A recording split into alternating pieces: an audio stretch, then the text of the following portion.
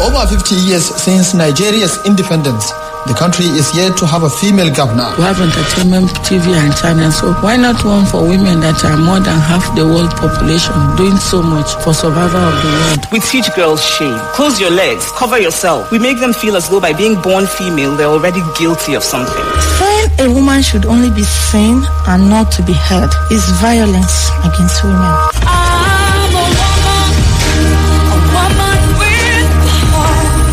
Women are a vital part of our existence, the mothers of our children, our support. Hence, they deserve to live full lives 100%. Tune in every Tuesday by 11 a.m. on Royal FM 95.1 for the program 100% Women, 100% Women, celebrating women. I'm a woman with The moment you refuse to be called, they called you a prostitute. If having a voice is a prostitute, then you can call me, so I don't care. All I'm saying is that every one of us must have a right. The fact that we are women does not make us subhuman. No Nigerian is more Nigerian than any Nigerian.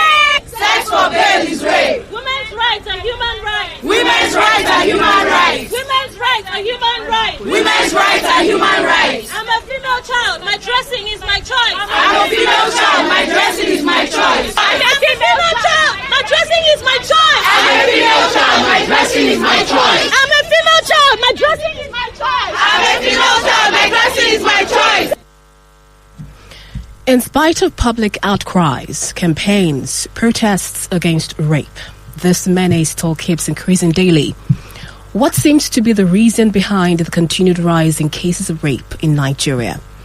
Are rapists really being punished to the full extent of the law, or they're being allowed to roam free? This is 100% Woman.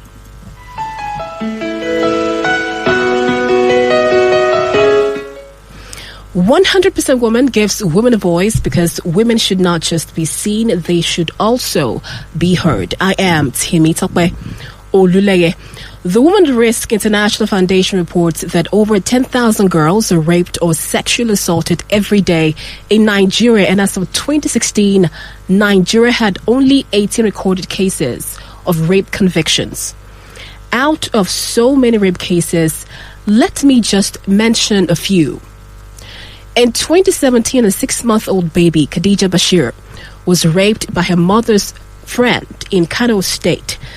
A 30-year-old man by the name of Mukhtar Muhammad, with the assistance of his wife, who held the girl's legs apart.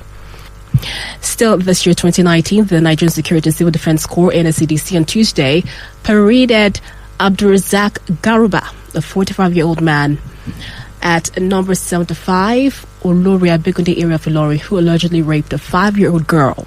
Now, these are just some out of the so many cases of rape that goes on a daily basis here in Nigeria.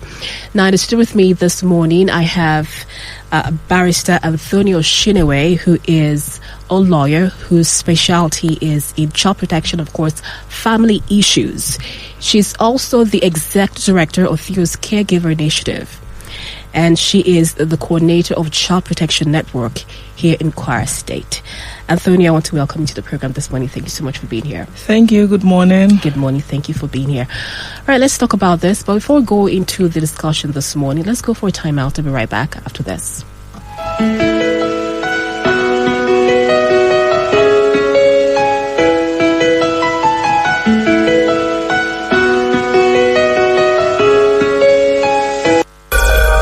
Over 50 years since Nigeria's independence, the country is yet to have a female governor. We have entertainment, TV and channels, so why not one for women that are more than half the world population, doing so much for survival of the world? We teach girls shame. Close your legs, cover yourself. We make them feel as though by being born female, they're already guilty of something.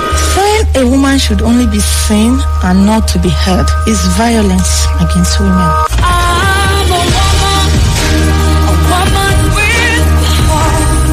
Women are a vital part of our existence, the mothers of our children, our support. Hence, they deserve to live full lives 100%. Tune in every Tuesday by 11 a.m.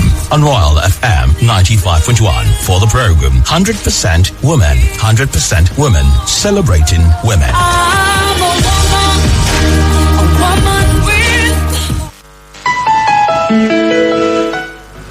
Welcome back to the program. The program is 100% Woman, Royal FM 95.1 Ilorin. I am Temitope Oluleye. Today we're talking about the issue of rape, the menace called rape, the rise in rape in Nigeria, and are rapists really being punished for their crimes? And I have in the studio with me Barrister Anthonia Oshiniwe, who is going to be having a very, very in-depth discussion with me this morning. Anthonia, once again, you are welcome to the program. Now, let's talk about this issue of the rise in the rape cases in Nigeria. My first question is, what are the current laws on rape in Nigeria at the moment? Well, we have the law on rape for adults is 14 years or 21 years imprisonment. That's meant to be the punishment. And for minors, that's children under 18 years or 16, because Kwara State child right law says 16. So, but for other states, we have 18 years. We have death penalty and life imprisonment for rape of a minor. And depending on how the prosecution is able to make their case, at times they give 21, at times they give ridiculously 3 years, but the maximum is life imprisonment for minor, and for adults, 21 years imprisonment. Now, there's a lady by the name of Victoria Onoriose. She's a counselor with the Mirabel Center based in Lagos, a sexual assault referral center. She had a few things to say about rape and the rapists and how they seem to get away with the crime. But let's listen to what she had to say.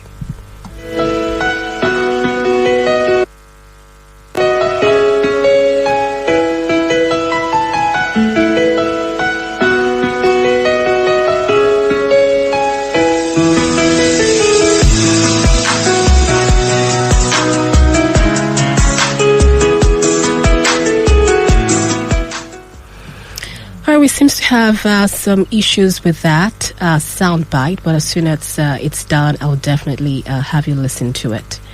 So she talked about the fact that a lot of rapists, they seem to get away with the rape because when they do it, they seem to get away with it and then they do it again. They repeat the offense again because they had earlier gotten away with it. Now, in your experience as a lawyer, what has been your own experience? Have you noticed that a lot of rapists that are brought maybe to the court or that they're reported, they seem to have had earlier offenses that got away with?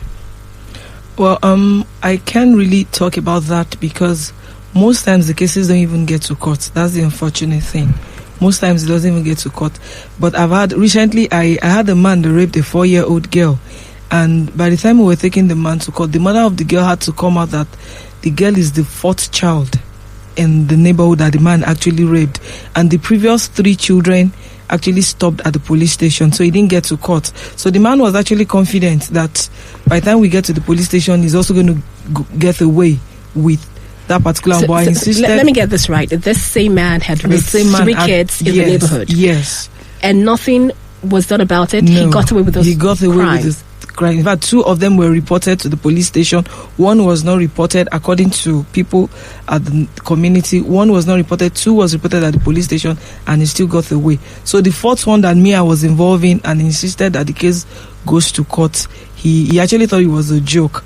So I think most times when these people get away, there's this tendency that they want to do it again.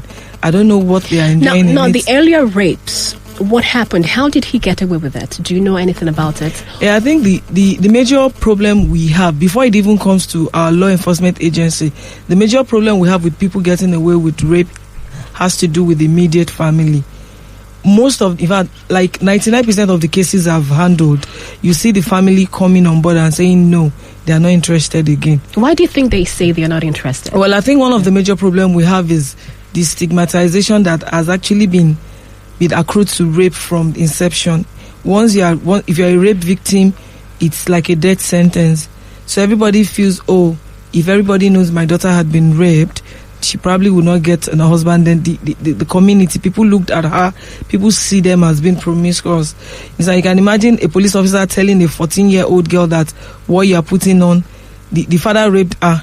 And the police officer was telling her that, see the skirt you are putting on, why won't your father rape you? And I looked at the police officer and I was just so mad at him, like, what would a 14-year-old girl be putting on that will make her father? So that was actually right in front of your face. Yes. I mean, you saw this police officer saying this yes, to the because victim. the girl is in my custody, so it was something. But I really got mad. It was like a fight in the court that day because the case was in court.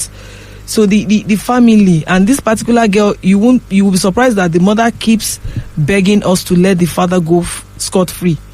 And that's the mother of the girl that got pregnant and gave birth to the girl to the father. It was not as if he brought the girl from another man. And yet, she feels, her husband must not be sent to jail for raping a 14-year-old girl.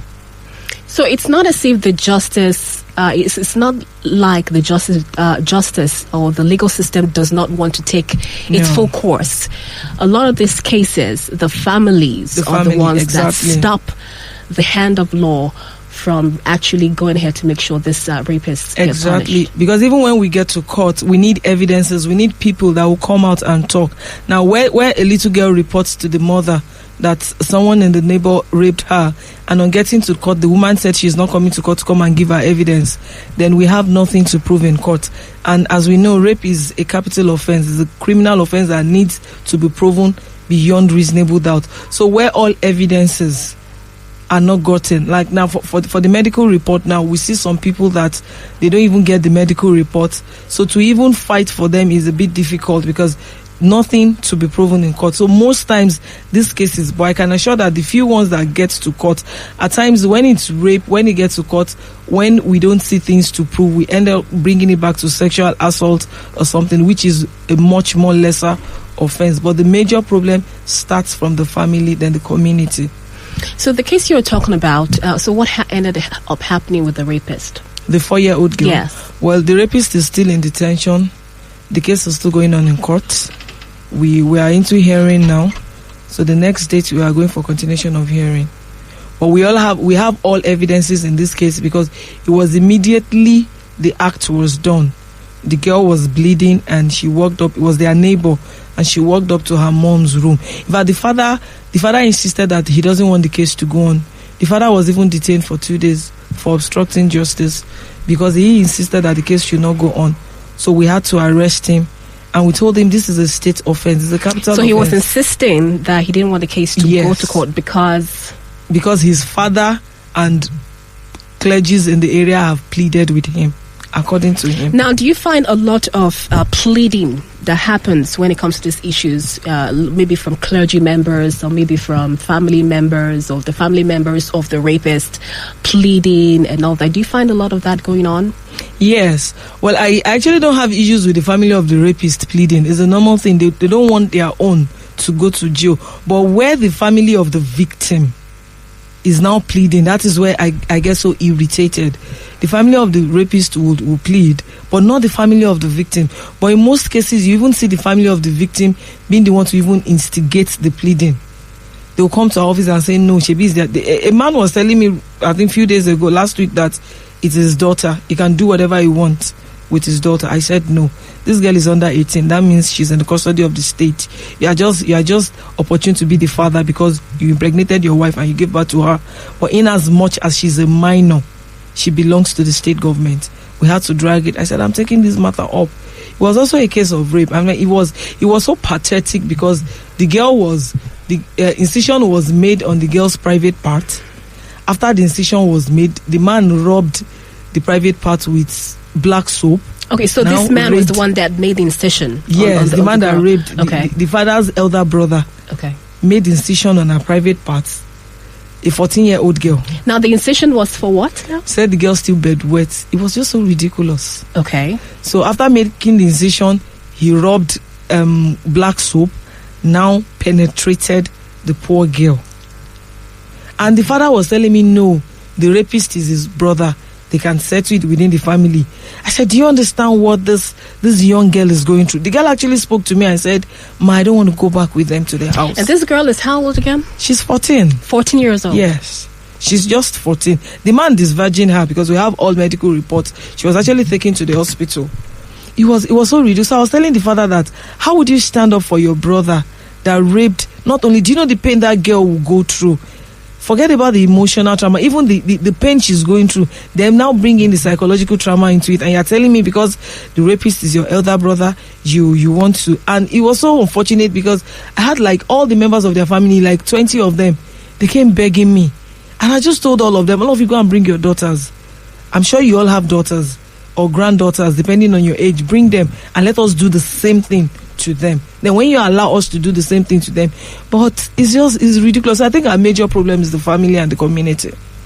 We so much believe in our culture. We so much believe in our clergies. Because when a pastor tells a church member that, oh, someone raped your daughter, don't worry, just forgive. It's easy to forgive, but we are not thinking, the father can forgive, but what is this young girl? What is the victim going through? Nobody cares to know about that. So I think people are just selfish about their own name, their own face. Someone will tell me, oh, the name, you want the name of the family to be sold. I said, I don't understand. There's a case I'm handling presently, and the elder brother, it was not rape direct, it was just sexual assault. They are brothers, 3 brothers, the youngest, and the middle one assaulted the daughter of the youngest. And the eldest was telling the poor girl, family is bigger than whatever anybody is telling you. I want you to withdraw this case. And I felt so terrible. And when the father of the girl insists on taking the case up, the elder brother told him, okay, you mean you want to take it up? We'll see who would be disgraced. And I asked, disgraced in what sense? The fact that everybody will know your girl was assaulted. So it seems like in these situations, these rape situations that you've come across, it seems like the rape victim, or should I say, because we usually try to refer them to as survivors, rape survivors here, are kind of relegated to the background. Yes. The trauma they have gone through, the psychological trauma, the physical trauma, the mental trauma, everything they have gone through, it seems to be put behind. And then the focus is, in a very ironic way, the rapist. On the rapist, exactly. I mean, is there any sort of rehabilitation currently going on right now? Do you have services for that to really take care of them and really help them get through this trauma that they just went through? The victims? Yeah, the victims. No, unfortunately, that's one of the things we're still trying to work on. We're trying to work with NGOs that are basically on psychosocial support, because everybody wants to do everyone wants to go into a project that has to do with the physical aspect of victims, not really their mind. So as far as Kwara State is concerned, except just counselors in schools like that, and we found out that even these counselors in schools, how many of them have actually gone through the exact training? It's not. I find it. There was a time I was trying to really work with children, and I find out that understanding the mind of children is different from what I think it is. I am not a child, so it's very, you can't put yourself. I usually tell victims when I come across them, see, if anybody comes to you and say, oh, I understand what you're going through, even if the person was once a victim, the person cannot understand what you're going through, because it was not the same person that raped you that raped the person. It's not the same mind you have, so that person cannot understand. So it's a very difficult task. Unfortunately, in Kwara State, we don't have a center for that, and we hope with time we're going to go there. I know some states, I know Lagos might have it, because Lagos have actually gone far in tackling sexual offenses like this. So I think Lagos might have it, but for Kwara we don't. And I'm sure some part of Nigeria too might have it, maybe in the eastern part. All right, thank you very much. We'll go for another break. When we come back, we shall go on with this topic. Please stay tuned.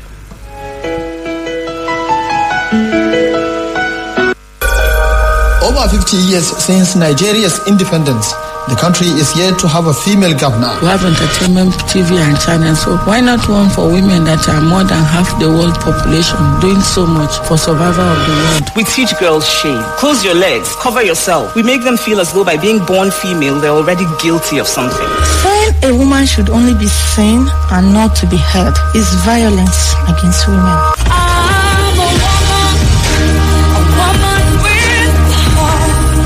Women are a vital part of our existence, the mothers of our children, our support. Hence, they deserve to live full lives 100%. Tune in every Tuesday by 11 a.m. on Royal FM 95.1 for the program 100% Women, 100% Women, celebrating women. I'm a woman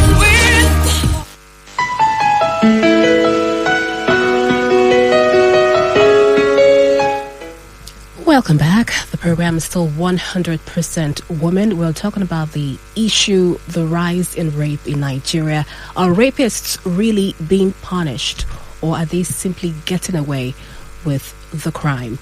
Now, I wanted to have you listen to a sound bite of Victoria Onoriosi. She is a counselor with the Mirabel Center, a sexual assault referral center based in Lagos. And this is what she had to say. Please take a listen.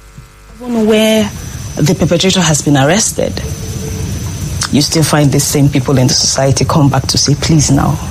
They begin to beg. They begin to, hammer on your sentiment, almost make these victims or their families begin to look bad because they want to seek justice. And they are begging from one family. One king is coming to beg. Somebody in a high place, in the society is coming to beg, and everybody is begging, and the victim is now beginning to feel like, okay, she's pressured not to seek justice.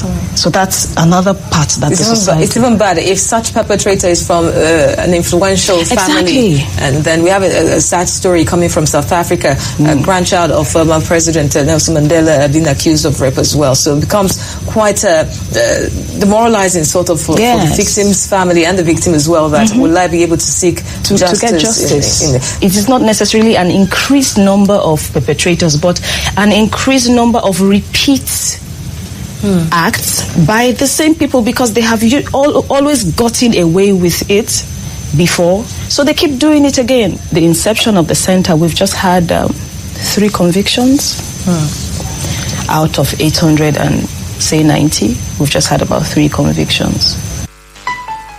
Now, that was Victoria Onoriosi, again, a counselor with Mirabel Center, center based in Lagos. It's a sexual assault referral center. Now, Barrister Anthonia, this goes in line with what you were saying. The family members will be pleading, and you have maybe clergy, men or women pleading on behalf of the rapists so that they don't get really punished to the full extent of the law. I just wish non-governmental organizations, probably the ones into sexual assault, if we can come together and probably make a proposal to the State House of Assembly, or we make a proposal to the Commissioner for Justice, if there's anything they can do. Recently, I was just talking with my feeder members, if we can make a proposal for family courts to be instituted at the High Court level, because the one we have now is at the Magistrate Court level, so it's only children that I can handle.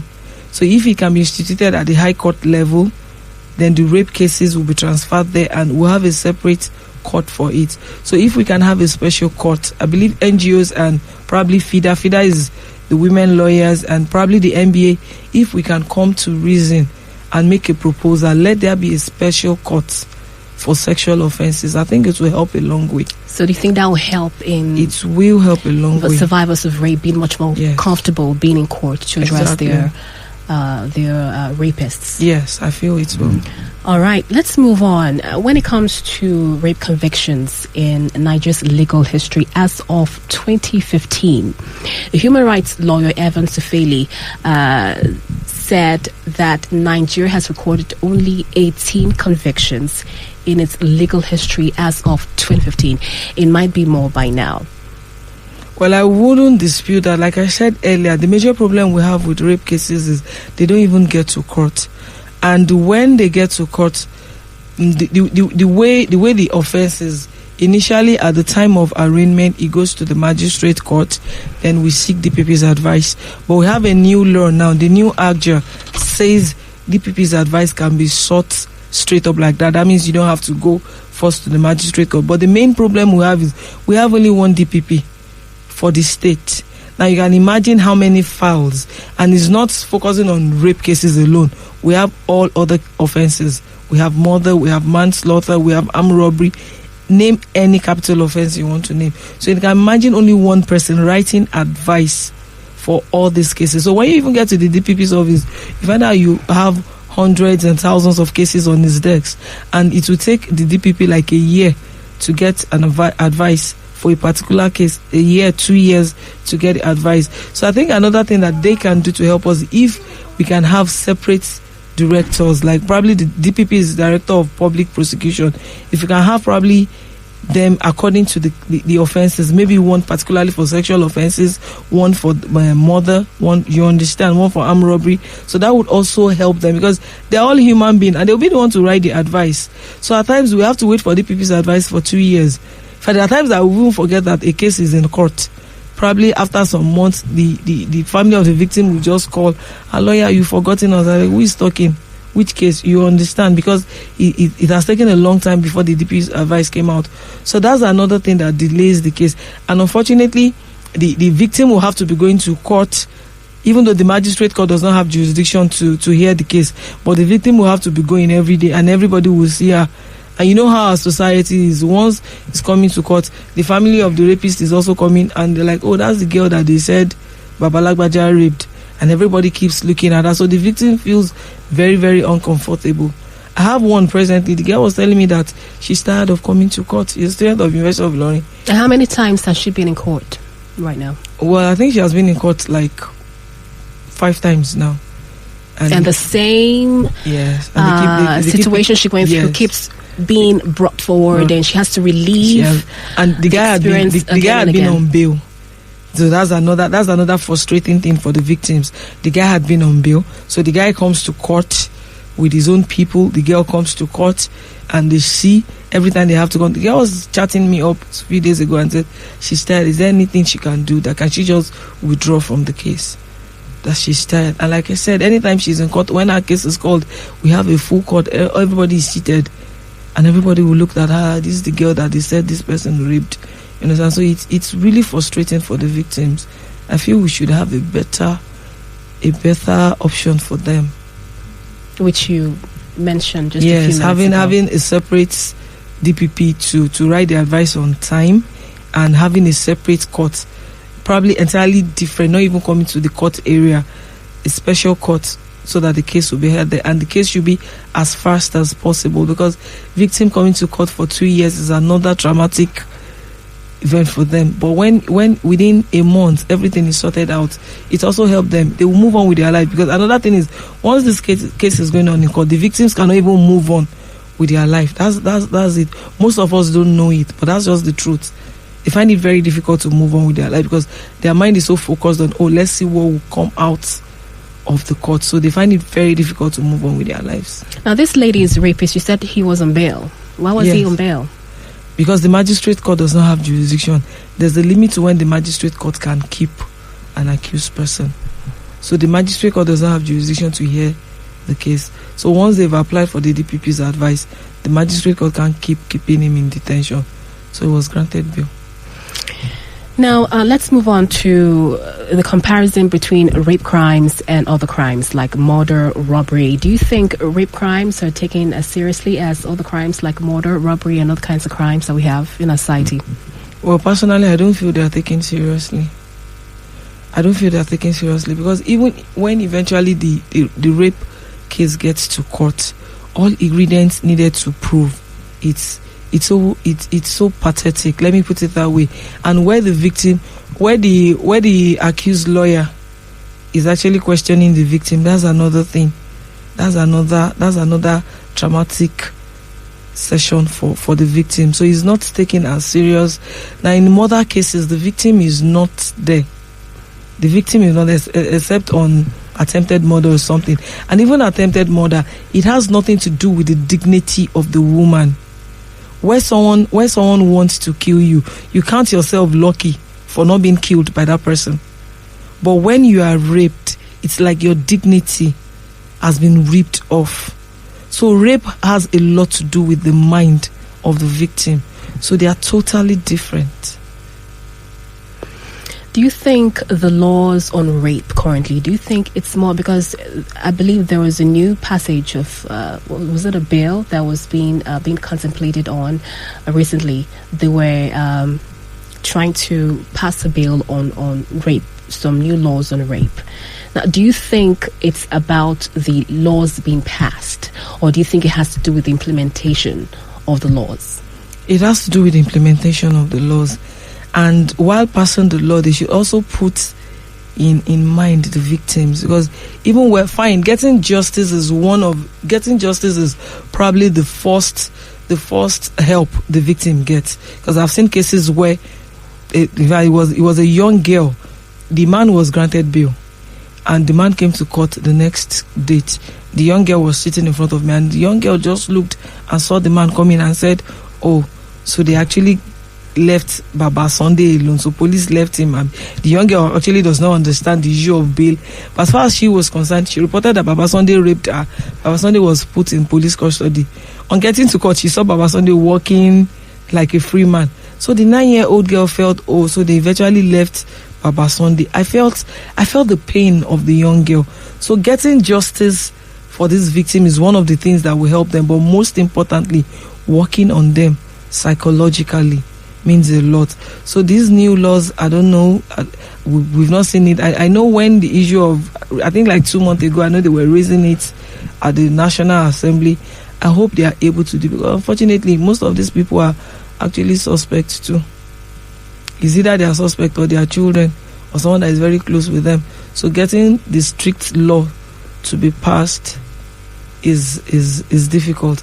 Yesterday I was watching a video of one of these Arab countries. The man was said to have raped a child, and the man was held down, and they invited bulldog to come and eat off his penis. And he was so dehuman actually. But I felt, okay, you raping a child, why would you go and rape a 5-year-old? Why would you go and rape a 6-month-old baby? What exactly are you enjoying? So I feel if you can do that to a 6-month-old baby, to a 1-year-old baby, then whatever they're doing to you, you deserve it. At the point I felt, this is too much, but I just felt, well, I think you deserve it. Do you understand? So I just hope our laws would be a bit strict on it. I don't know. Even when these people are sentenced to jail, they spend the jail time. Some of them don't even finish spending their jail time, because one government will come and say they want to decongest the prison. One will come and say they want to grant state pardon. They want to grant presidential pardon. And these people are let go again.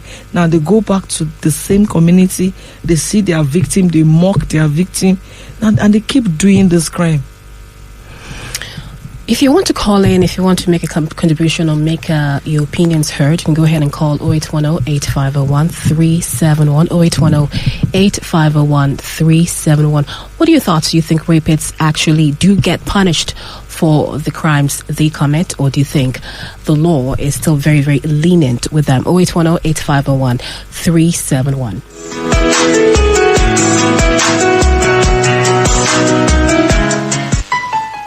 So all in all, Barrister Anthonia, what would you say is playing a major role in rapists being punished adequately by the law? What do you think will be the major deterrent or the major factor why a lot of these rapists get away with their crimes? I have a call coming in just a minute. Hello? Hello. Yes, good morning. How are you? What is your name? Where are you calling from? Sorry, your name again? Okay, go ahead, please. Yeah, I want to bring Barrister Anthonia and say this to her. As we have said that all those people that are making the law, they are either a suspect or they are children or a person very close to them. So the strict law will not be, it will be very hard for them to make a strict law against the issue. Okay. That's the real fact. That's the problem we're having in this country. All right. Thank you very much for your call. Appreciate your call. Thank you. All right. 0810-8501-371. 0810-8501-371 if you want to call in. All right. Barrister Anthonia, please go ahead. Well, I think the major factor why we Sorry, can you just come again with your question? Let's pick up this call. Okay. I'll come again. Hello? Yes, hello, good morning. What is your name? Where are you calling from? All right, nice to have you calling. Go ahead, please. Yeah. Concerning the issue of rape. Yes. I think government should set up a policy that will handle those cases immediately, because government should not continue watching manipulating this child, this small girl all of it. There has to be a capital safe punishment for those rapists. Okay. I think that's the best thing government should do. Okay. Before it's too late, because it's getting more and more serious these days. Okay. High rate of rape is becoming so unbearable. So I want government to take drastic action before it's too late. Okay. All right. Thank you very much for your call. Appreciate your call. Thank you. 0810-850-1371, 0810-850-1371 if you want to call in to make your voice heard. Okay. Another call. Hello. Hello, good morning. Yes, good morning. How are you? What is your name? Where are you calling from? Yeah, this is Ayo from Tanke. Hello, Ayo. How are you? See, my own contribution is you being our parents, please, you need to take care of all these girls. If they went to school, coming back, you call them. Who taught you? What happened to you? Ask them. If not maybe after the deed has been done or things have spoiled, then you now act. I think blaming the government is another thing, but the parents also, they should take care of our girls, please. That's our own contribution. All right. Thank you so much for your contribution. Thanks for calling in. All right. Barrister Anthonia, what I was asking you is that with everything that we've said so far, what do you think is the major obstacle? That I think that is the right word. The major obstacle or the major thing that is holding back rapists from actually being prosecuted to the full extent of the law? Well, I think number one, like I said, the family and the community. We need to sensitize people that there's nothing like stigmatization.